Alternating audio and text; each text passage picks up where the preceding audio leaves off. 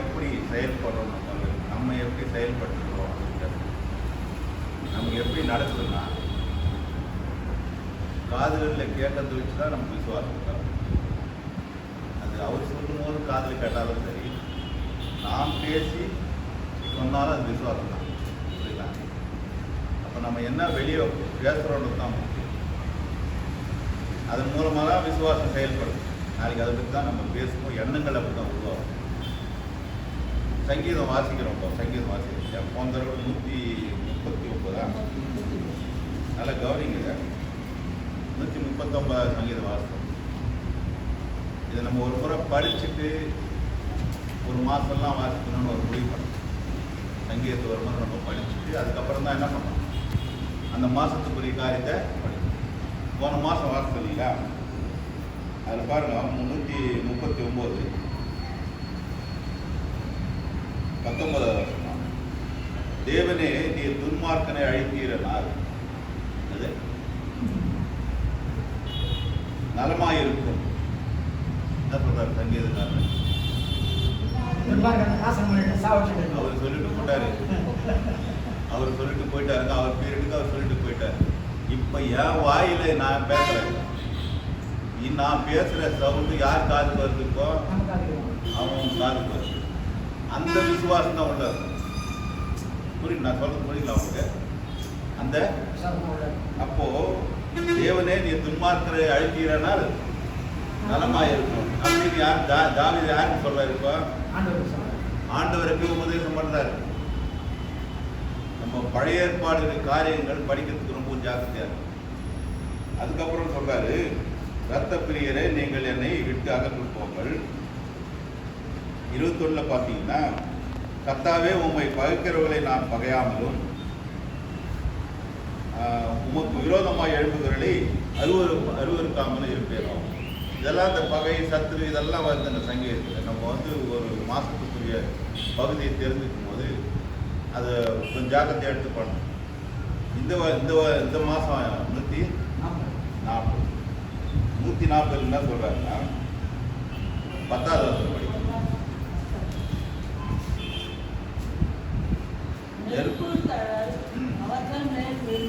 விழுவதாக என்ன பண்ணுமா? இதெல்லாம் பார்த்தோம், காதில் கேட்டோம். அப்போ எதிராளி எப்படி இருக்கணும்னு யோசிக்கிறோம். புரியல? நான் சொல்லுங்களா? நான் வந்து நம்ம வந்து எதில் இருக்கிறோம்? இப்போ எந்த வருஷத்தில் இருக்கிறோங்க? 2024 இருக்கு. 2020 இல்லை, 21 இல்லை, 1919 இல்லை, 2024 இருக்கும்போது அதுக்குரியதான் நம்ம பேச முடியும். இது வந்து தாவீதின் காலத்தில் எழுதப்பட்ட சங்கீதம் இருக்கிறதுனால சிலுவைக்கு முன்பாக சொன்னதெல்லாம் இது அவங்களுக்கு கரெக்டாக இருக்கு. நம்ம எந்த காலத்தில் வாழறப்போ புதிய உடன்படிக்கையில் வாழ்ந்துருக்கிறோம். புதிய உடன்படிக்கையில் வாழணும். அப்போ புதிய உடன்படிக்கைன்னு சொல்லும்போது இந்த சட்ட திட்டங்கள் தான் எனக்கு போகிறது. புரியல? இந்த சட்ட திட்டம் தான் எனக்கு போகிறது. இந்த சட்ட திட்டத்துக்கு என்ன சொல்லுது? அப்புறம் சத்துருக்களே இது கரெக்டா அது கரெக்டா? அப்போ அது கரெக்ட் இல்லை. அப்போ சங்கீதம் வாசிக்குவானான்னு சொல்லு. நமக்கு புதிய சங்கீதங்கள் எங்கே இருக்குது? நிறைய சங்கீதம் அருமையாக எழுதியிருக்கிறார். ஆண்டவரை பற்றி ரொம்ப ஆழமான ரகசியங்கள் என்ன பண்ணிக்கிறாரு? சிருஷ்டிப்பை பற்றி எழுதுறாரு. போன மாதம் படிச்சு 139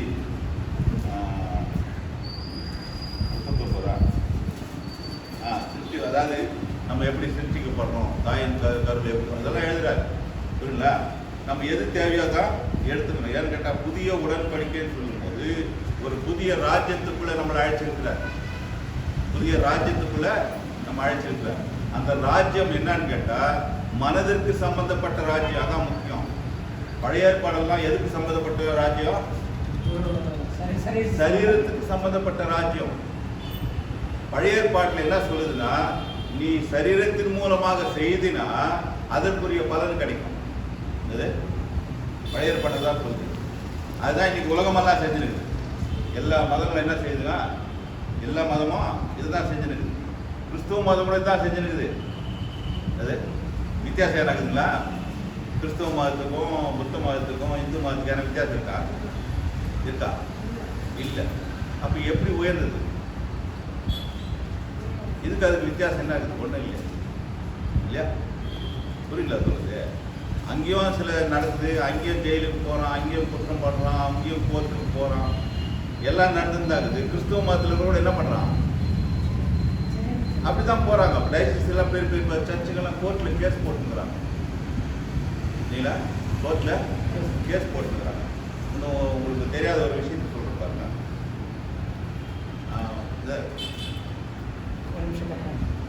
உடன்படிக்கைக்குள்ளே வந்துக்கிறோம் இல்லையா? அப்போ புதிய உடன்படிக்கை நம்ம தெரிஞ்சுக்கிறோம்னாக்கா இது மாதம் மாதம் என்ன பண்ணுறோம்? அவருடைய நினைவு கூறுறோம் இல்லையா? புதிய உடன்படிக்கை பாருங்க. எபிரேயர் 10ஆம் அதிகாரம்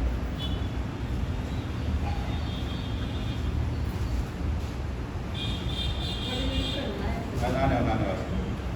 எபிரேயர் 10ஆம் அதிகாரம் 1வது வசனம். இப்படி இருக்க கவனிக்கணும். சௌமியா என்ன வேணும்? தண்ணி வேணுமா? தண்ணி தப்பு உள்ள கேன் கூட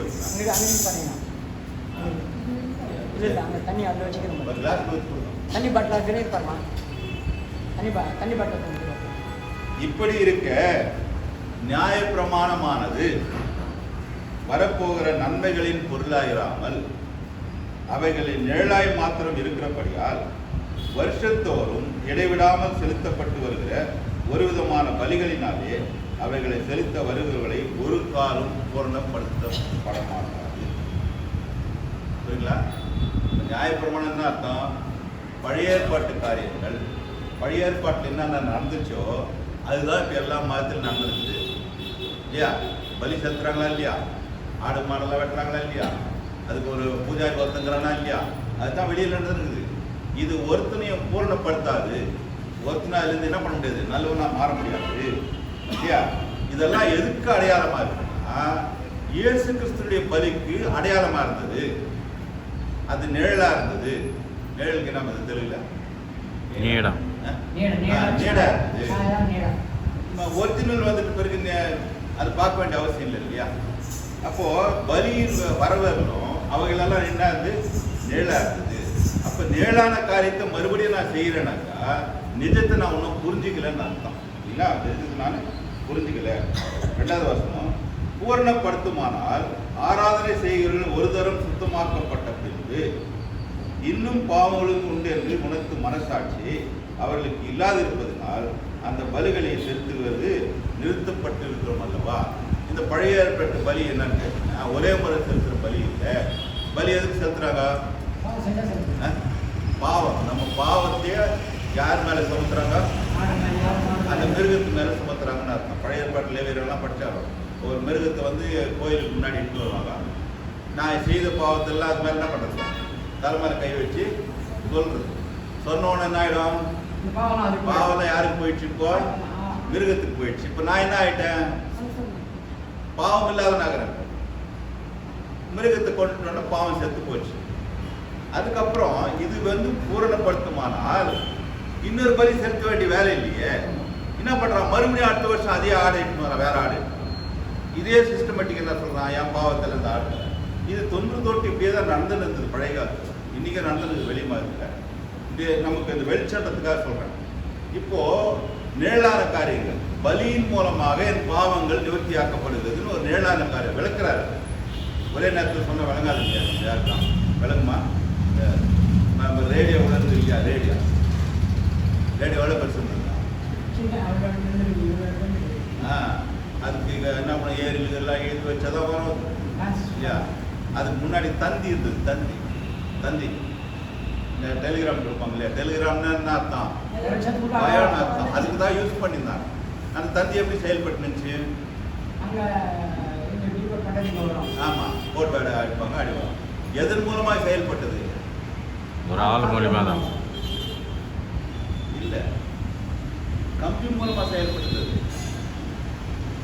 தெரியாத உங்களுக்கு? டெலிகிராம் கம்பி மூலமா தான் செயல்பட்டது. இப்போ ஒரு போஸ்ட் ஆஃபீஸ்ன்னு வச்சுக்கோங்க. ஹைதராபாத்ல போட்டு ஹைதராபாத்ல கம்பி போனோம். பாத்தீங்களா? இதுக்கு முன்னாடி நம்ம ரோட் சைட்ல ஒரு கம்பத்துல நிறைய கம்பி போயிட்டு இருக்கோம். உங்களுக்கு பசங்களுக்கு தெரியாது. இப்போ இல்லைன்னு நினைக்கிறேன். நிறைய கம்பி போவோம். அது லைன் போவோம் எனக்கு அந்த இடத்துக்கு. இந்த கம்பியை என்ன படுத்துனாங்க? சின்ன பசங்கள கல் எடுத்து அடிக்கிறது அது சவுண்டு கேட்கறது. அதனால தான் சில நேரத்தில் லைன் எல்லாம் கிடைக்காது. அப்போ தொடர்போடு தான் ஒரு தொடர்பு இருந்தது. அப்போ அதுக்கப்புறம் என்ன ஆயிடுச்சுன்னா அந்த ஒயர் இல்லாத ஒரு தொடர்பு வந்து இப்போ பார்த்தீங்கன்னாக்கா நம்ம சொல்ல வேண்டிய வேலையே இல்லை. இந்த நாலேஜ் பார்த்தா ஒன்று எடுத்துன்னு வர்றாரு. அது மாதிரி தான் என்ன பண்ணுறாரு, ஆவிக்குரிய விஷயத்தில் ஒரே முறை சொல்லும் போது என்னுடைய நிலைக்கு அதை புரிஞ்சிக்க முடியாது. நான் என்ன பண்ணோம், அதை முழுமையாக தெரிஞ்சுக்கிறேன்னா வேதத்திலேருந்து சில காரியங்களாக புரிஞ்சுக்கணும். இப்போ என்ன பண்ணாருன்னா அந்த பழைய ஏற்பாட்டு காலத்தில் பார்க்கும்போது ஒருவனையும் அது பூரணப்படுத்தவில்லை. ஆகையினால தான் அவங்க வருஷந்தோறும் என்ன பண்ணியிருந்தாங்க, பலிகள் கொடுத்துருந்தாங்க. ஆனால் இப்போ இயேசு கிறிஸ்து பலியான பிறகு மறுபடியும் பலி செலுத்த வேண்டிய அவசியம் இல்லை. அவர் பலியை நினைவு கூறுதலின் மூலமாக என் பாவங்கள் மன்னிக்கப்படுது. புரியல? அதுக்கு என்ன வித்தியாசம்? அப்ப நினைவு கூறதுக்கு நீங்க என்ன செலவு பண்ணணும்? பலி செலுத்துறதுக்கு செலவு பண்ணுமானவா? கண்டிப்பா செலவு பண்ணணும். உங்களால முடியும், என்னால முடியாது. அவரால் முடியும், அவரால் முடியாது. அப்ப எல்லாராலும் பலி செலுத்த முடியாது. பழைய ஏற்பாட்டில் பார்க்கும்போது ஆடு பலி செலுத்தலாம், மாடு பலி செலுத்தலாம், முடியாதவன் புறா கொஞ்சம் எட்டுனது பலி செலுத்தலாம். அவங்க தகுதிக்கு ஏற்ற மாதிரி வச்சுருந்தாங்க. சில பேர் பலி செலுத்த முடியாத நிலைமைகளும் இருப்பாங்க. அப்போ அவன் பாவம் என்ன ஆகாது, போகிறதுக்கு வாய்ப்பே இல்லை. ஆனால் இப்போ இயேசு கிறிஸ்து பலியான பிறகு அதை நினைவு கூறுறோம். நினைவு கூறுறது எல்லாராலும் முடியும் இல்லையா? அதுக்கு யாரும் கஷ்டமா, அதுக்கு யாரும் செலவு பண்ணணுமா? ஒன்றும் இல்லை. அதுக்கு யாரும் தடையும் பண்ண முடியாது. அவங்க நினைவுக்கு யாரும் தடை பண்ணணும். அப்போ புதிய உடன்படிக்கை கிறிஸ்து நமக்காக பலியானார் என்று நினைவு கூறும் பொழுது அவருடைய சிலுவையை நம்ம அறிஞ்சிக்கணும். அப்போ சிலுவையில் என்ன செஞ்சாரு?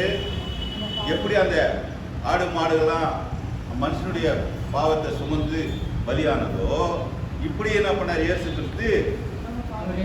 அந்த பலிக்கு இந்த பலிக்கு என்ன வித்தியாசம்னா, ஒரு மனுஷனுடைய ஒரு குடும்பத்தினுடைய பாவத்தை தான் அந்த மிருகத்தால் சுமக்க முடியும். அதுக்கு மேலே என்ன பண்ண முடியாது. எதிர்காலத்தையோ வருங்காலத்தையோ அதனால சுமக்க முடியாது. வருங்காலத்து சுமக்கிறது இருந்தால் விட்டுருவாங்க. திருப்பி ஒன்று என்ன பண்ண, வருங்காலத்துக்கு அடுத்த வருஷத்துக்கு முன்னர் பலி எட்டுனாங்க. அதுக்கு அடுத்து வருஷம் இந்த மாதிரி தான் செலுத்திருந்தாங்க. இப்போ இயேசு கிறிஸ்து பலி என்னன்னு கேட்டால் கடந்த காலம் இல்லை, எல்லா காலத்துக்கும் நம்ம பிறப்பதற்கு முன்பாகவே செலுத்தப்பட்ட பலி இப்போ கிரயமாக இருக்குது. அதை நினைவு கூறும் போது தான் நமக்கு என்ன, அது விமோச்சனம் கிடைக்குது. அந்த விமோச்சத்தின் மூலமாக நமக்கு ரட்சிப்பு, மன்னிப்பு இதெல்லாம் கிடைக்கும் போது சரீரத்திலிருந்து விடுதலை கிடைக்கிறது. முதல்ல சரீரத்திலிருந்து எப்படி விடுதலை கிடைக்குதா? எதில் கிடைக்குது? இப்போ யூஸ்வலாக வந்து பலின்னு சொன்னோம் இல்லையா? பலிக்கு எதுலேருந்து விடுதலை கிடைக்குது? ரத்தத்துலேருந்து கிடைக்குது, ஒரு மிருகத்திலேருந்து கிடைக்குது இல்லையா? அதுவும் நிவாரணம் தான், பலி நிவாரணம். இப்போ இங்கே வந்த பிறகு இந்த பலி என்ன பலி? ஒரே பலியான பிறகு இதை நினைவு கூறுதல் மூலமாக என்ன கிடைக்கணும்? எனக்கு விடுதலை கிடைக்கணும். புரியல? விடுதலை கிடைக்கணும். அப்போ நான் மற்றது யோசிக்கிறேன்னு கேட்டால் நான் அதில் இருக்கிறேன்னு அர்த்தம். இப்போ புதிய உடன்படிக்கைன்னு சொல்லும்போது நான் புதிய ராஜ்யத்துக்குள்ளே வந்துக்கிறேன். இப்போ பாருங்க, ராஜ்யம்னா ராஜான்றாரா? நீங்களும் ராஜாக்களும் ஆசாரியருமா இருக்கிறேன்னு சொல்றாரா? ராஜ்யன்றாரா? இது ஒரே நாளில் நடக்கிற காரியமா? இப்போ ராஜ்யத்துக்குள்ள வந்த பிறகு ஒரே நாளில் ராஜாவாயிட முடியுமா? ராஜ்யத்துக்குள்ள எப்படி வரும்? ராஜ்யத்துக்குள்ள வரணும்னு எப்படி வரணும்? இப்போ ராஜாவாகணும்னா நான் என்னவா இருக்கணுங்க? இப்போ நான் ராஜாவாகணுங்களா? நான் என்னவா இருக்கணும்? கவனிங்க நல்லது. சிஸ்டம் கரெக்டாக எடுத்துறாரு பைபிள்ல. அது யார் செஞ்சாலும் நடக்கணும். ராஜா பிள்ளையா இருந்தா நான் ராஜாவுக்கு பிள்ளையா இருக்கணும். அப்பதான் நான் ராஜாவாக முடியும். புரியல சொல்லுது? இப்போ இந்த ராஜ்யத்தில் நான் ராஜாவா இருக்கணும்னா அந்த ராஜ்யத்தில் நான் பிள்ளையா இருக்கணும். இல்லைன்னா என்ன ஆக முடியாது? ராஜாவா. யோவான் 1:1 எடுத்துக்கோங்க. நம்ம எப்படி பிள்ளையாகணும் இல்லையா? நம்ம எப்படி பிள்ளையார்? யோவான் 1:12 12 அவருடைய நாமத்தின் மேல், யோவான் 1:12 அவருடைய நாமத்தின் மேல் விசுவாசம் உள்ளவர்களாகி, யாருடைய நாமத்துல? இயேசு கிறிஸ்துனுடைய நாமத்துல விசுவாசம் என்ன? நம்பிக்கை வைக்கும் போது அவரை ஏற்றுக்கொண்டவர்கள் எத்தனை பேர்களோ அத்தனை பேர்களும் தேவனுடைய பிள்ளைகளாகும்படி அவர்களுக்கு அதிகாரம் கொடுத்தார். இது எப்படி நடக்கலாம்? மனசுல விசுவாசிக்கும் போது நம்மளுடைய பிள்ளை ஆயிட்டேன். எப்படி பிள்ளை ஆவலன்னா பாருங்க, அவர்கள் ரத்தத்தினாலாவது மாம்ச சித்தத்தினாலும் கிருஷ்ணர் சித்தத்தினாலும் பிறவாமல் தேவனால் பிறந்தவர். நம்ம எப்படி பிறக்கணுமா? ஆவியில பிறந்துக்கிறோம்னு அர்த்தம். அப்ப பிறந்து அந்த ராஜ்யத்துக்குள்ள வந்துட்ட பிறகு இல்லையா, அந்த ராஜ்யத்துக்கு யார் ராஜா? இயேசு கிறிஸ்து ராஜாவா இருக்காரு. இப்ப நான் அந்த ராஜ்யத்துக்குள்ள வந்துட்ட பிறகு நானும் என்ன ஆகிறேன்? இப்போ நானும் ராஜாவா ஆகிறேன். ஆனா அன்னைக்கு ஆக முடியாது இல்லையா, குழந்தை ராஜாவாகி ஏற்றுறாங்க. அதுக்கு ஒரு பீரியட் வருது இல்லையா, அது வரல நம்ம வளரக்கூடியவர்களா இருக்கிறோம். ராஜ்யத்துக்குள்ள வந்து பிறந்தோம்னா வளரணும். வளர்னா ஆகாரம் எப்படி நம்ம சாப்பிட்டு வளரணும், வார்த்தைகளை உட்கொண்டு வளரும் போது அவருடைய ராஜ்யத்தில் யாராக இருப்போ ஆசாரியரும் ராஜாக்களுமா இருக்கிறோம். அப்ப இந்த புதிய உடன்படிக்கைன்னு சொல்லும் போது உலகத்துல வேறுபட்டு வாழறதுல இந்த வசனத்தை உலகத்துக்கு வெளிச்சமாகணுமா? நீங்கள் இந்த உலகத்துக்கு வெளிச்சமா இருக்கு. மத்திய எடுத்துனா எவ்வளவு நேரத்தில் முடியுமா? 12வது. சரி, நீங்கள் உலகத்துக்கு மத்திய 6ஆம் அதிகாரம் 5ஆம். நீங்கள் உலகத்துக்கு வெளிச்சமா இருக்கிறீர்கள். நம்ம யாரா இருக்கிறோம் உலகத்துக்கு? மத்தேயு 5ஆம் அதிகாரம் 14வது வசனம் 5:14. நம்ம யாரா இருக்கிறோமா? ரைட். நாங்க உலகத்துக்கு வெளிச்சமா இருக்கிறோம். அப்ப உலகம் எப்படி இருக்கான்? புரியல சொல்றது. இப்ப இந்த வெளிச்சம் இருக்கும்போது ஏற்கனவே சொல்ற பாருங்க, எந்த இருள வெளிச்சத்தை என்ன பண்ண முடியாது, வற்றி கொள்ள முடியாது. ஒரு லைட்டை போட்டா அந்த இருட்டு எவ்வளவு போய் இருட்டு இருந்தாலும் என்ன? அப்ப இந்த உலகத்துக்கு வெளிச்சமா அழைச்சிருக்கும் போது நான் அந்த உலகத்துல ஜீவிக்கும் போது நான் என்னவா இருக்கிறேன்ப்பா? யாருடைய வெளிச்சமா இருக்கிறேன்? தேவனுடைய வெளிச்சம் எனக்குள்ள இருக்கு. அப்ப இந்த வெளிச்சத்தில் இருக்கும் போது இருளில் இருக்கும் பிள்ளைகளுக்கு வெளிச்சம் உண்டாகும். இப்ப நான் வெளிச்சத்தில் இருக்கிறதுனால தெரியணும் முதல்ல, அதான் முக்கியம். புரியல சார்? சொன்ன பாருங்க, இப்போ அந்த டைட்டிஸ்கெல்லாம் எதில் இருக்கிறாங்க? அவங்க எல்லாம் இருள் இருக்கிறாங்க. அதனால தான் மற்ற ஜனங்க மாதிரி போய் எல்லாத்தையும் நான் நாடுறாங்க. நான் வெளிச்சத்தில் இருக்கிறேன்னு சொன்னாக்கா என்னுடைய வெளிச்சம் தான் அவனுக்கு பிரகாசிக்கணும். அவனுடைய இருள் என் வேலைக்கு அடைக்கக்கூடாது. புரியல சொல்றது? நான் சொல்றது இல்லை. அவனுடைய இருட்டு என் வேலைக்கு அணைக்க முடியாது, அணைக்கக்கூடாது. அப்படி ஒருவேளை அவன் இருள் என்ன மேற்கொண்டுச்சுன்னா என்கிட்ட வெளிச்சம் இல்லைன்னு அர்த்தம். என்னுடைய வெளிச்சத்தை கண்டிப்பா என்ன இருப்பாங்க? என்கிட்ட வெளிச்சம் தான் என்ன, அவன் இருளே மறைஞ்சிட்டு இருக்கும். ஒருவேளை மறையலைனாக்கா பாருங்க, மத்தியில் சிம்பிளா எட்டான்னு பாருங்க, நம்ம ராஜ்யத்துக்குள்ள வரும்போது நம்மளால முடிகிற காரியத்தை தான் சொல்றாரு. இப்போ என்ன சொல்றாரு? முடிகிற காரியம்னாக்கா உபவாசம் இருக்கிறாங்களே, உபவாசம் நோட்டீஸ் போட்டுக்கிட்டு வாட்ஸ்அப்லாம் போட்டு உபவாசம் கூட்டுறாங்க. அப்படியே கூட்டவே வேணான்றாரு பைபிள்ல. உபவாசம் மீட்டிங்னு கூப்பிடாதான்றாரு. உபவாசம் யாருக்கு தெரியணுமா? அவருக்கும் எனக்கு தான் தெரியணும். இப்போ இந்த சர்ச்சுக்குள்ள எத்தனை பேர் சாப்பிட்றது தெரியல, அது அவருக்கும் நம்ம தெரிஞ்சா போகிறோம் இல்லையா? சொல்லக்கூடாது. சொல்லிட்டு நான் அது பேர் உபவாசம் இல்லை. சொல்லிட்டு நான் எதில் இருக்கிற இப்ப நீ எந்த ராஜ்யத்தில் இருக்கிற? பழைய ஏற்பாட்டு ராஜ்யத்தில் இருக்கிறன்னு அர்த்தம். நம்மளே நிதானிச்சுக்கலாம். நம்ம எதில் இருக்கிற நம்மளே நியாயத்திருக்கலாம். அடுத்தது பாருங்க, உபவாசம் சொல்றாரு. தெரிஞ்சியே என்ன பண்ணணுமா? உபவாசத்துக்கு போறோம். உபவாசத்துக்கு பிட் நோட்டீஸ் அடிக்கிறாங்க. அப்போ பிட் நோட்டீஸ் அடிச்சு ஒரு பாஸ்ட் கொடுக்குறாருன்னா அவர் எதில் இருக்கிறாரு? இருட்டில் இருக்கிறனால தான் உபவாசத்தை பகிரங்கமா சொல்றாரு. அப்ப நம்ம அந்த உபவாச போட்டுக்குன்னு தெரிஞ்சு போனாக்கா நான் எதில் இருக்கிறேன்? நான் எந்த ராஜ்யத்தில் இருக்கிறேன்னு தெரியணும் போது தான் புதிய உடன்படிக்கை. அடுத்தது கொலை செய்யாதிருப்பாயாக அப்படின்னு எதில் சொல்லிக்குது? பழைய ஏற்பாட்டு காலத்தில் இருக்கு. இன்னைக்கும் அது மனசுக்குள்ள தான் இருக்குது. நம்ம எல்லாம் சட்டம் மேற்கொள்ளும். நம்மள யாராவது கொலை தருவாங்க பலகாரங்க, யாரும் கொலை பண்ணல, அதனால நம்மள யாரும் முன்னும் கொலை தர மாட்டாங்க இல்லையா? ஆனால் பைபிள் ராஜ்யம் என்ன சொல்லுன்னா மனசுல, அதாவது மனசுல நான் என்ன சொல்றேன், அதுல 21ஆம் வசனம் 5ஆம் அதிகாரம், கொலை செய்யாதிருப்பாயாக என்பதும் கொலை செய்கிறவன் நியாய தீர்ப்புக்கு ஏதுவாக இருப்பார் என்பதும் பூர்வத்துக்கு குறைக்கப்பட்டது என்று கேள்விப்பட்டீர்கள். நான் உங்களுக்கு சொல்லுகிறேன், தன் சகோதரனை நியாயமில்லாமல் கோபித்துக் கொள்பவன் நியாய தீர்ப்புக்கு ஏதுவாக இருப்பார். சகோதரனை நியாயம் இல்லாமல் கோபப்பட்டாலே நான் எதுக்கு இருக்கிறேன்னா அவகாசம் சமானமாக இருக்கு. இது புதிய உடன்படிக்கை சொல்லுது. அப்படி கோபப்பட்டாலே நான் எதுக்கு இருக்கேன், எனக்கு தண்டனை இருக்குதுன்னு அர்த்தம். கவர்மெண்ட் கொடுக்காத தண்டனை உள்ளவே தண்டனை உண்டு. இதாங்க பரிசுத்த ஜீவியம். அடுத்தது பாருங்க, தன் சகோதரனை வீணன் என்று சொல்லுகிற மூணு பனிஷ்மெண்ட் காமிக்கிறாரு. அது கோபப்பட்டாவே ஒரு பனிஷ்மெண்ட். தன் சகோதரனை வீணன் என்று சொல்லுகிறவன் ஆலோசனை சங்கத்திற்கு எதுவாக இருப்பான். அவன் இதுல சங்கத்துல பதில் சொல்லி ஆகணும். ஏதாவது வேஸ்ட் பார்ட்டி இருக்கா? ஏன் அவன் கூட படிச்சாரு இல்லையா? அவன் வேஸ்ட் உதவாதவன் சொன்ன தப்பாங்க. அது தப்பா, பெரிய தப்பா? எப்படி யோசிக்கிறீங்க? ஒரு தேவாலயத்துக்குள்ள போறோம், இவன் செய்த பாவமா? ஏன் சொல்லுங்க? அவர் சிருஷ்டிப்பை நாம் அவமானப்படுத்துறோம்னு அர்த்தம் இல்லையா? ஒருவேளை ஒரு திறமை இல்லாத மனுஷன் இருந்தாலும் இந்த ராக அந்த ராக ஒத்து போகாது இல்லை, அவனுக்குன்னு ஒரு தனி ராக வச்சுக்கிறாரு இல்லையா? அப்போ சிருஷ்டிப்பின் ரகசியத்தை நான் தெரியாததுனால ஒருத்தனை வீணன் என்றோ உதவாத வேஸ்ட் பார்ட்டி. அதான் அந்த புதிய உடன்படிக்கை ரகசியம். அது நம்ம ஈஸியாக படிச்சுட்டு போயிட்டோம். அடுத்து பாருங்க, மூடனே என்று சொல்லுகிறவன் ரொம்ப மோசமாகும். எதுவுமே சொல்லக்கூடாது. ஏன்னா சிருஷ்டி தேவனுடைய சாயலாக சிருஷ்டிக்கப்பட்ட மனுஷன். மூடனே என்று சொல்லுகிறவன் எதுக்கு ஏதுவா இருப்பானா?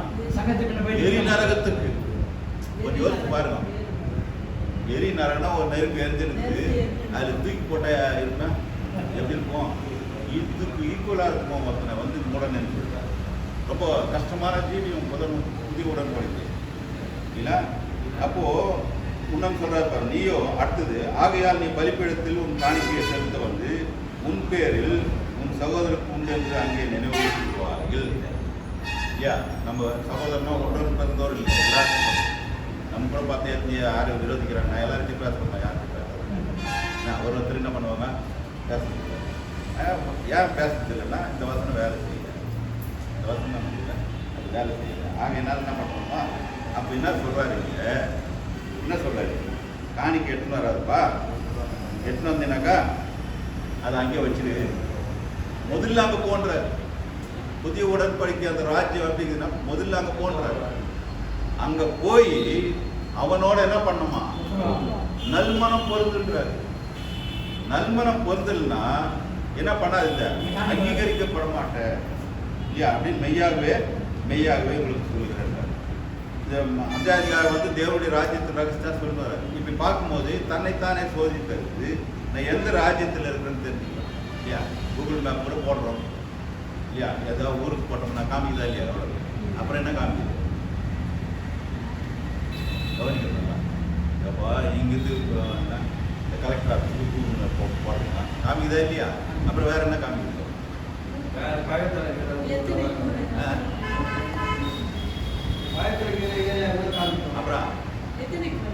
அப்புறம் முக்கியமானது நீங்க எங்க இருக்கிறீங்கன்னு காமிக்கிறது முதல்ல.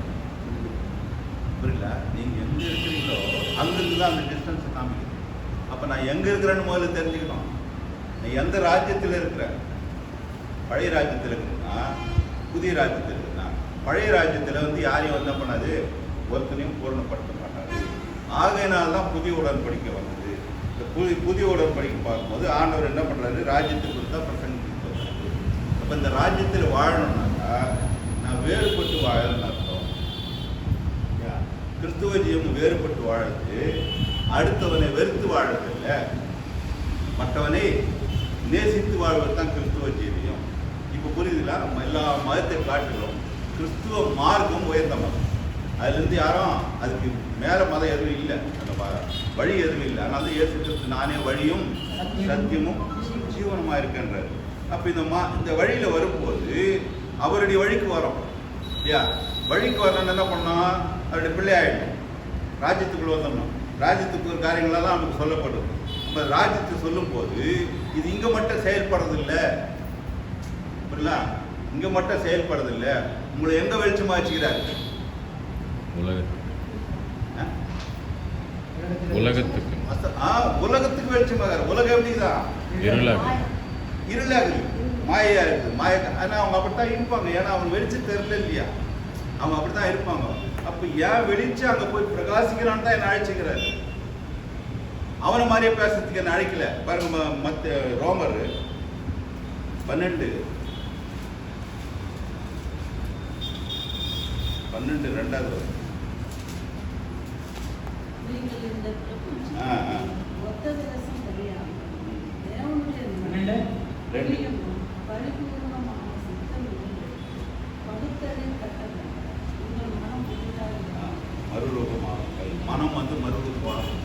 அங்க என்ன சொல்ற, ராஜ்யத்துக்கு முன்னாடி வருவது பரலோகராஜ்யம் மனம் திரும்புங்கள். மனம் திரும்பணும்னா மனம் வந்து இன்னொரு இடத்துக்கு வரணும்.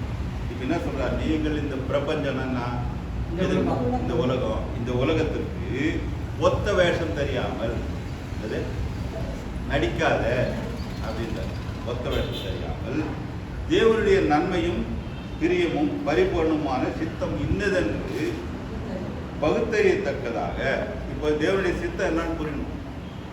தேவனுடைய சித்தம், அவருடைய விருப்பம், அவர் எப்படி விரும்புகிறார், அதுதான் தேவனுடைய ராஜ்யத்தில் எப்படி எப்படி இருக்கணும்னு சொல்றாரு. இந்த விருப்பம் அறிஞ்சுக்கிட்டு அவங்கள மாதிரி பேசாதன்றார். உலகத்தில் பேசுற மாதிரி பேசாத, அவருடைய சித்தத்தின் பிரகாரம் பேசு இல்லையா. பேசும்போது தான் என் மனம் என்னதான் புதிதாகிறது, மறுரூபப்படுகிறது. மனம் மறுரூபப்படாம எதையும் செய்ய முடியாது. கோர்ட்டில் கூட பார்த்தீங்கன்னா எவ்வளோ சாட்சி இருந்தாலும் அவங்க ஒத்துக்கணும். முதல்ல அதுதானே எங்கே ஒத்துக்கணும், கோர்ட்டில் ஒத்துக்கணும். அது எதிராளிகிட்டே ஒத்துக்கலாமே, அதே தான் நடக்குதாங்க மேலே. புரியல சொல்றது. அப்போ ராஜ்யத்தை புரிஞ்சுக்கிறவங்க என்ன பண்ணுறாங்கன்னா அவ்வளோ தூரம் போக தேவையில்லை, இங்கே இருக்குதுப்பா.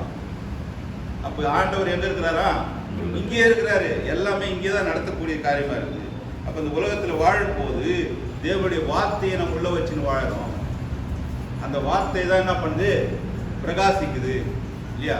பிரகாசிக்கும் போது என்னுடைய நடை உடை பாவனை பேச்சு எல்லாம் என்ன வரும், யார மாதிரி இருக்கணுமா, ஆண்டவரை போல இருக்கணும். ஏன்னு கேட்டால் நான் புதிய மனுஷனாக இருக்கிறேன், புதிய வார்த்தைகளை தரித்துன்னு இருக்கிறேன், புதிய உடன்படிக்கை கொள்ளுகிறேன், புதிய ராஜ்யத்தை கொள்ளுகிறேன். பார்த்து ஒரு ராஜ்யம் சொன்னால் ஒரு ராஜ்யம் வந்தோன்னு ஒரு வித்தியாசம் இல்லை இல்லையா.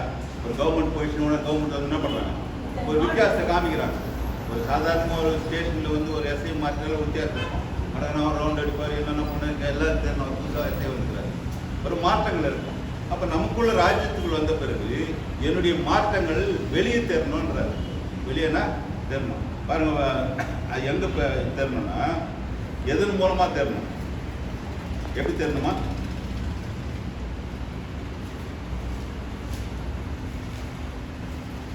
மத்திய 5ஆம் அதிகாரம் 15வது வசனம். மத்திய 5 பாருங்க. விளக்கை கொளுத்தி மரக்காலால் மூடி வைக்காமல். முதல்ல என்ன சொல்றாரு, நீங்கள் உலகத்துக்கு வெளிச்சமாக இருக்கிறது. இப்போ விளக்குக்கு அடையாளம் காணும். வெளிச்சம்னா விளக்கு தான் நமக்கு தெரியும், வேற என்ன தெரியும். ஆனால் உள்ளக்கிற வெளிச்சத்துக்கு சொல்றாரு. விளக்கை கொளுத்தி மரக்காலில் போட்டு மூடி வைக்க மாட்டாங்க யாரும். அது எங்கே வைப்பாங்க, கொஞ்சம் ஹைட்டாக்கிற இடத்துல வைப்பாங்க. ஏன், விளக்கு தண்டின் மேல் வைப்பார்கள். அப்பொழுது அது வீட்டில் உள்ள யாவருக்கும் வெளிச்சம் கொடுக்கும். ஏன் வெளிச்சம் கொஞ்சம் வேலைனாக்கா என்ன பண்ணுவோம், மேலே தூக்கி வைக்கிறோம். இவ்விதமாய், அது உதாரணம் சொல்றோம் 5:16-15. இவ்விதமாய் மனுஷர் உங்கள் நற்கிரைகளை கண்டு பரலோகத்தில் இருக்கிற உங்கள் பிதாவை மகிமைப்படுத்தும்படி உங்கள் வெளிச்சம் அவர்கள் முன்பாக பிரகாசிக்க கடவுள். என் வெளிச்சம் எங்க பிரகாசிக்கணுமா, இருளில் இருக்கிற மக்கள் மத்தியில் பிரகாசிக்கணும். அப்ப பிரகாசிக்கும் போது யாருக்கு சாட்சியா நிற்கிறோம் இல்லையா, யாருக்கு சாட்சியா நிற்கிறோம், ஆண்டவருக்கு சாட்சியா நிற்கிறோம். ஆண்டவருடைய சாட்சி நம்ம சொல்லக்கூடாது இல்லையா. நம்ம இங்கே சொல்றது இல்லை சாட்சி இல்லையா. நிறைய என்ன பண்ணிக்கலாம், சாட்சி நிறைய சொல்லணும். சாட்சி சொல்றதை விட சாட்சியான இன்னொரு இடத்துல நம்ம சொல்லணும், அர்த்தம் சொல்லணும். அதுதான் கிறிஸ்துவ ஜீவித்துள்ள புதிய உடன்படிக்கையில் இருக்கும். அப்போ இந்த புதிய உடன்படிக்கை இருக்கும்போது கிறிஸ்து எனக்காக மரித்தார். எப்போ மரித்தாரா, எப்போ மரித்தார், 2000 வருஷம் முன்னாடி. அப்புறம் உலகத்தோட்டத்துக்கு முன்பதாக நான் பிறகுறதுக்கு முன்னாடி மரிச்சாரு. அதான் முக்கியம். புரியல. நம்ம கூட ஒரு சொத்து சேர்த்து வைக்கிறோம். யார் சேர்த்து வைக்கிறீங்க, பிறக்க போகிற பிள்ளைங்களுக்கு சேர்த்து. அந்த புள்ள சொல்லணும் எப்பா நான் பிறகுக்கு முன்னாடி எங்கள் தாத்தா என்ன பண்ணிருக்காரு, சரி சரி எவ்வளோ பெருமையாக இருக்கும். அது இந்த பழைய சொத்துங்கள்லாம் தோண்டி எடுக்கிறாங்க, நிறைய கோடிக்கணக்கில் அவங்களாம் என்ன வச்சுருப்பாங்க. எங்கள் பாட்டை தாத்தாலாம் என்ன பண்ணிக்கிறாங்க, சம்பாதிச்சு வச்சுருக்காங்க. ஆனால் அது பெற்று கொண்ட பிறகு அவனை பெர்மனெண்ட்டாக வச்சுருக்க கொஞ்ச நாள் இருந்து என்ன பண்ணுவான், கூட்டிகிட்டு போயிடுவான். ஆனால் இந்த சொத்து நான் பிறப்பதற்கு முன்பாக எனக்காக வைத்த சொத்து நமக்கு மட்டும் இல்லை, எல்லா சந்ததிக்கும் இருக்கு, எல்லா சந்ததிக்கும் இருக்கு. ஆதாமின் மூலமாக மனுஷன் பிறந்தான். அந்த மனுஷன் ஆதாம் மூலம் என்ன ஆச்சு, பாவத்துக்குள்ளானான். ஆகையினால அவனுக்கு மிருகம் தேவையில்லை இல்லையா, என்ன தேவையில்லை, பாவத்துக்கு மிருகம் தேவையில்லை. அவருடைய ஒரே பலி தான் போதும். யோவான் எழுதிய சுவிசேஷம் 1 யோவான்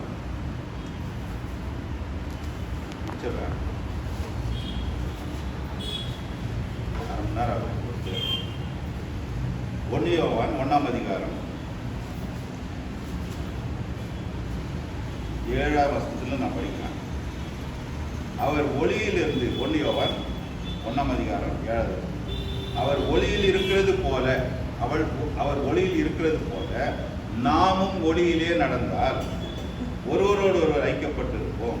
அவருடைய குமாரனாகிய இயேசு கிறிஸ்துவின் ரத்தம் சகல பாவங்களையும் நீக்கி நம்மை சுத்திகரிக்கும். பாவம் என்ன, பாவம் எதில் வருதுன்னா, அதாவது ஆதாம் பாவம் செய்தான். பாவம் செஞ்ச பேர் என்ன வந்துச்சு, மரணம். எப்படி வருது, வயசாகுது, வியாதி வருது. அப்போ இதெல்லாம் எதுக்கு அடையாளமா இருக்கான், பாவத்துக்கு கிடையாது. முன்னும் அதாவது ஆதாமின் பாவம் அப்படியே தொட்டு வரதுனால அதனால தான் எல்லாருக்கும் என்ன ஆகிடுது, ஒருத்தருக்கு வியாதி இருக்குது, ஒருத்தருக்கு எல்லாரும் மரணத்துக்குரிய காரியமாக இருக்கும். வியாதியிலிருந்து விடுபடணும் அப்படின்னா என்ன பண்ணணுமா, நாம் அவர் ஒளியில் இருக்கிறது போல நாமும் ஒளியில நடந்தால் ஒருவரோடு ஐக்கப்பட்டிருக்கோம். அவருடைய குமாரனாகிய இயேசு கிறிஸ்துவின் ரத்தம் சகல பாவங்களையும் நீக்கி நம்மை சுத்திகரிக்கும். இது இல்லை அது இல்லை, எல்லா பாவங்களையும் எல்லா பிரச்சனைகளையும் எல்லா வியாதிகளையும் அது நீக்கி என்னை சுத்திகரிக்கும். இல்லையா, அது எப்படி நம்ம ஏற்றுக்கிறது, எப்படி சுத்திகரிக்கும், பலி கொடுக்க தேவையில்லை, காசு செலவு பண்ண தேவையில்லை, உன் இருதயத்தை அவர்கிட்ட அதுக்கு யாரும் செலவு பண்ண தேவை, அவங்க இருதயத்துக்கு செலவு பண்ண யோசிக்க யாரும் கொடுக்க தேவை இல்லையா. அப்போ இருதயத்தின் மூலமாக தான் என்னுடைய பாவங்கள் வியாதிகள் எல்லாம் கூட சுத்திகரிக்கப்படுகிறது. நமக்கு பாவம் இல்லை என்போமானால் நம்மை நாமே வஞ்சிக்கிறதாக இருக்கும். சரி, அதாவது எங்கப்பா நம்ம என்ன செய்கிறோம், ஏன் செய்கிறோம், எனக்கு ஒன்றும் பெருசாக இல்லை அப்படின்னு போய் சொன்னால் நம்மளை நாம ஏமாற்றிக்கிறோம். நம்முடைய பாவங்களை நாம் அறிக்கையிட்டால் அறிக்கையிடணும். புரியுங்களா சொல்கிறது, ரோமர் 10 கூட வரும்.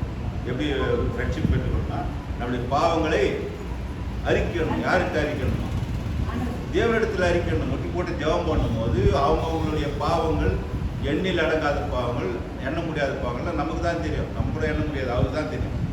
அது யார்கிட்ட அறிக்கணுமா, தேவன்கிட்ட அறிக்கையிடும் போது பாவங்களை நமக்கு மன்னித்து அறிக்கையிடும் போது இல்லை, அது செய்ய வேண்டிய வேலை எந்த அறிக்கை இடலைனாக்கா பாவம் மன்னிக்க படமாட்டாது. அறிக்கையிட்டு பாவங்களை நமக்கு மன்னித்து எல்லா நியாயத்தை நீக்கி நம்மை சுத்திகரிப்பதற்கு அவர் உண்மையும் நீதியும் உள்ளவரமாய் இருக்கிறார். நாம் பாவம் செய்யவில்லை என்போமானால் நாம் அவரை பொய்யராக்குகிறவர்களாய் இருப்போம். அவருடைய வார்த்தை நமக்குள் இராது. 2வது வருஷம் 2 நம்முடைய பாவங்களை நிவர்த்தி செய்கிற கிருபாதாரி அவரே நம்முடைய பாவங்களை மாத்திரமல்ல சர்வலோகத்தின் பாவங்களை நிவர்த்தி செய்கிற வழியாக இருக்கிறார். இது ஒரு சிஸ்டத்தில் வேலை செய்யுது. ஒரு சிஸ்டத்தை தெரிஞ்சுக்கணும்னா அதை அனுபவிக்கணும்னா சிஸ்டம் நான் புரியுது அவங்களுக்கு. சிஸ்டம் அதாவது ஒரு விதி அப்படின்றாங்க. ஒரு எல்லாருக்கும் தெரிஞ்சு உதாரணம், ஒரு வண்டி இருக்குது. வண்டி என்ன பண்ணுறாங்க, ஒரு சிஸ்டத்தில் உருவாக்குறாங்க. எதுக்கு அந்த சிஸ்டத்தை உருவாக்குறாங்க, சிஸ்டத்தை தெரிஞ்சுக்கணும்னா அதை அனுபவிக்கணும். அந்த ஓட்டம் தெரியும். சிஸ்டத்தை தெரிஞ்சுக்கணும்னா என்ன பண்ண முடியாது, ஓட்ட முடியாது. என்ன பண்ணுறாங்க, அதுக்கு ஒரு சாவி கொடுக்குறாங்க. அது நான் போட்டால் மட்டும் தான் இருக்குமா, யார் போட்டால் தான். அதுக்கப்புறம் ஸ்டார்ட் பண்ணுறதுக்கு ஒன்று வச்சுக்கிறாங்க, செல்ஃபி ஸ்டார்ட் பண்ண பிறகு என்ன பண்ணணுமா, எல்லாம் நம்ம நீங்கள் தெரிஞ்சவர் என்ன பண்ணுறாரு, வா கீ போட்டு ஸ்டார்ட் பண்ணோன்னு என்ன பண்ணோம், எந்த கீரை எனக்கு ஒன்றுமே தெரியாது இல்லை. என்ன பண்ணான், ஃபர்ஸ்ட் கீர் போடணும்.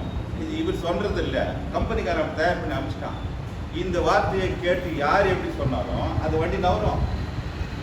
அதுக்கப்புறம் கொஞ்ச தூரம் பிறகு என்ன பண்ணுமா, ஸ்பீடுக்கு ஏற்ற மாதிரி மாற்றிட்டு போகணும். திடீர்னு எதிரில் வந்துட்டு என்ன பண்ணணும் இல்லையா? இப்படி எல்லாம் வந்து வண்டியினுடைய சிஸ்டத்தை வச்சுக்கிறாங்க.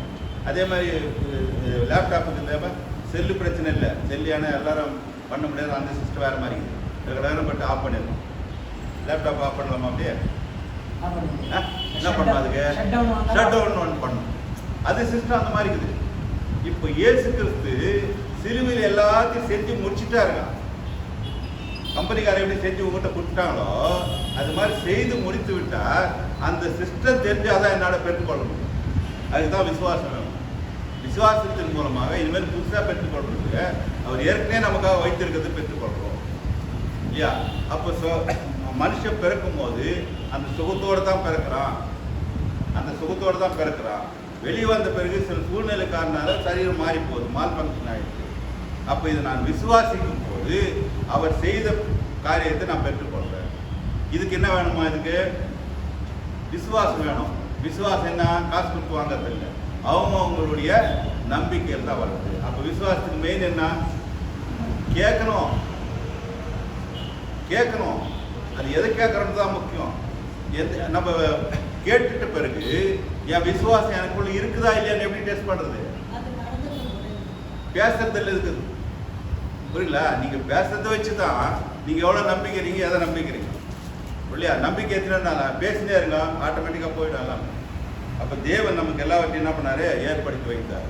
அதை நினைவு கூறுறது தான் என்ன பண்றோம், மாசம் மாசம் என்ன பண்றோம், ராபோஜி எடுக்கணும். இந்த ராபோஜி எடுக்கிறதுக்கு ஒரு இருக்குன்னா முதல்ல ஞானஸ்நானம் எடுக்கணும். ஞானஸ்நானம் அது கிறிஸ்துக்குள்ள நம்ம என்ன பண்றோம், மறிக்கிறோம். மறித்த பிறகு நம்ம உயிர்த்து வந்து ஜீவிக்கிறோம். அப்படி ஜீவிக்கும் போது அவர் எனக்காக எல்லாவற்றையும் செய்தாருன்னு நம்ம நினைவு, அது நினைவுக்கு வந்து எடுக்கும்போது அவருடைய நன்மைகள் எல்லாம் நம்ம பெற்றுக்கொள்ளும் இல்லையா? நன்மைகளை பெற்றுக்கொள்ளும். இந்த உலகத்தில் என்ன பண்ணலாம், ஜெயித்து வாழலாம் இல்லையா? உலகத்தை பற்றி நம்ம அதிகமாக இப்போ ஒரு வீடு வாங்கினாக்கா எங்கே போனது நம்ம சொல்கிறோம், ஏன் சார் வீடு வாங்கினா எங்கே போகணும்? கொஞ்சம் காசு வச்சுருக்கிறீங்க, வீடு வாங்கணும். சர்ச்சுக்கு வரீங்களா, லோனுக்கு போவீங்க? என்ன சொல்றேன்னா லோனுக்கு ஒரு வண்டி வேணா என்ன பண்ணுவான், லோனுக்கு. இதெல்லாம் உலகத்தில் கிடைக்கிறது. அவன் சரி பண்ணுவான் எல்லாத்தையும். அவன் சரி பண்ண முடியாததான் அங்கே கிடைக்குது. சமாதானம் என்ன பண்ற, உலகம் தரக்கூடாத சமாதானத்தை தேவன் வைத்து போய்க்கிறாருன்னா இதை முதல்ல பெற்றுக்கொண்டீங்கன்னா ஆட்டோமேட்டிக்கலாக அது நடக்கணும். சாட்சி எத்தனை பேர் சொல்லணும்.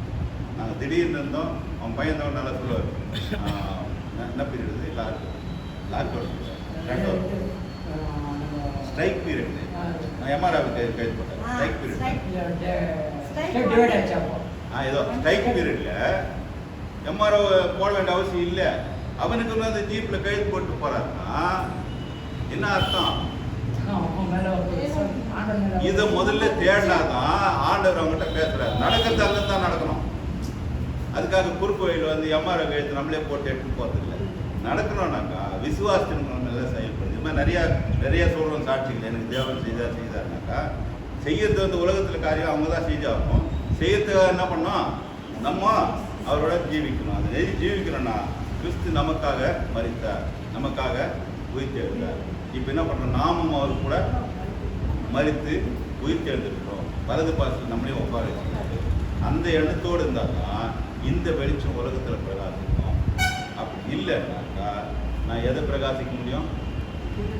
இதுலேயே பிரகாசிக்காத இல்லையா? உலகத்தின் வெளிச்சம் ஒன்று இல்லையா? உலகம் அவங்களும் ஒரு வெளிச்சம் வச்சுக்கிறாங்க. என்ன வெளிச்சம் வச்சுக்கிறாங்க? அவங்களுக்கு கூட ஒரு ஒளி இருக்குங்களா? அவங்க கூட ஒரு ஒளி வச்சுன்னா தெரில. எந்த போகிறாங்க, இங்கோ மலைக்கு போய் அங்கே போய் என்ன பண்ணுறாங்க, அந்த திருவண்ணாமலை இதெல்லாம் சொல்கிறாங்க இல்லையா? அவங்க நம்பிக்கை அது. ஆனால் உண்மையான வெளிச்சம் வந்த பேர் எத்தனை பேர் கன்வெர்ட் ஆகிட்டு வந்துடுறாங்க. அது உண்மையான வெளிச்சம் தெரிஞ்ச அவன் அதுதான் இருக்கிறான். ஆனால் அது அறிவிக்கத்தான் நான் பண்ணிக்கிறேன். நம்ம அழைத்திருக்கிறார். ஒவ்வொரு நாள் நம்ம தேவனோட ஜீவிக்கும் போது அவர் நமக்குள்ள என்ன பண்ணுறாரு, வாசமாக இருக்கிற அந்த விசுவாசத்தை செயல்படும். உலகத்தில் எப்பேற்பட்ட காரியம் இருந்தாலும் நமக்கு என்ன வரலாம், லேசான காரியமாக இருக்கு இல்லையா? லேசான காரியம் பாட்டாக போடாது. லேசான காரியம் எப்படி லேசான காரியம், நம்ம பிரச்சனைலாம் அதுக்கு எப்படி லேசான காரியம்?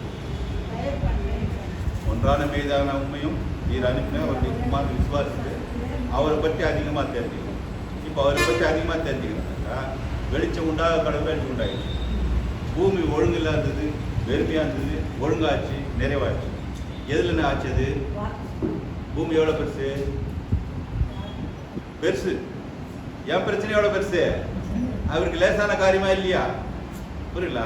லேசான என் பிரச்சனை யாராலுமே தீர்க்க முடியாது. எத்தனை பேர் சொல்றது இல்லையா? காரணம் என்ன? அந்த வெளிச்சம் தெரியாதனால பேசுறாங்க. அப்போ அவங்களுக்கெல்லாம் நம்ம என்ன பண்றோம்? போதிக்கிறாரு. தேவன் உங்களை எப்பொழுதும் உங்களை இருக்கா, எந்த பிரச்சனை இருந்தாலும் விசுவாசத்தில் முதல்ல இருக்கு. விசுவாசத்துல இருந்து படிக்கிறோம். போன வாரமா அது முந்தின வாரமா ஒரு அதிகாரத்தை படிக்க சொன்னாங்க. படிச்சீங்களா? சரியா? பாவங்களை மன்னிக்கணும்னாக்கா, அதாவது பிரச்சனைகள் எல்லாம் நான் அறிக்கையிடணும். உனக்கு என்ன தேவையோ அவர்கிட்ட வாயை தட்டு சொல்லணும். சொன்னாதான் அது மாற்றப்படணும். நம்ம வாய்